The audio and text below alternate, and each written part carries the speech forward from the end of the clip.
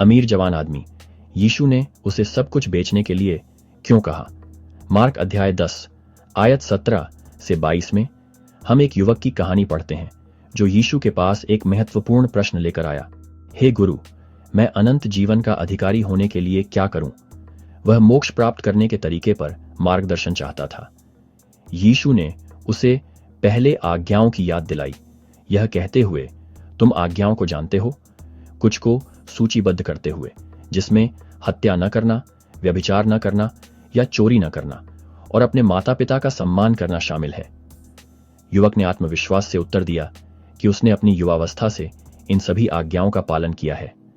लेकिन फिर यीशु ने उसे प्रेम से देखते हुए कहा, एक चीज तुझ में कम है, जा, जो कुछ तेरे पास है उसे बेच दे और गरीबों को दे दे और तेरा स्वर्ग में धन होगा, और आ, क्रूस उठा और मेरे पीछे हो ले। यह प्रतिक्रिया वह नहीं थी जिसकी युवक को उम्मीद थी।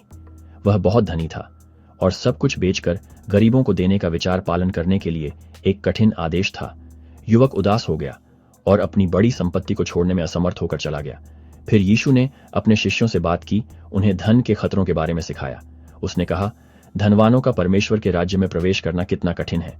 यीशु स्वयं धन की निंदा नहीं कर रहा था, बल्कि यह सिखा रहा था कि भौतिक संपत्ति एक मूर्ति या उसके पीछे चलने में बाधा नहीं बननी चाहिए।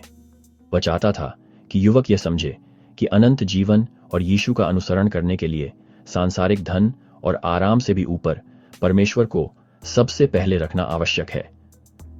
अमीर युवक की कहानी भौतिक चीजों पर आध्यात्मिक चीजों को प्राथमिकता देने की चुनौती पर प्रकाश डालती है। यह इस बात पर जोर देता है कि यीशु का अनुसरण करने के लिए किसी भी चीज का त्याग करने की इच्छा आवश्यक है जो उसके साथ हमारे रिश्ते में बाधा बन सकती है। सब कुछ बेचने का यीशु का निर्देश परमेश्वर में पूर्ण प्रतिबद्धता और विश्वास का आह्वान था। यह दर्शाता है कि अनंत जीवन की खोज के लिए केवल आज्ञाओं का पालन करने से अधिक की आवश्यकता है। इसके लिए दूसरों की सेवा करने और सांसारिक खजानों से अधिक स्वर्गीय खजानों की तलाश करने के लिए पूरी तरह से समर्पित हृदय की आवश्यकता है।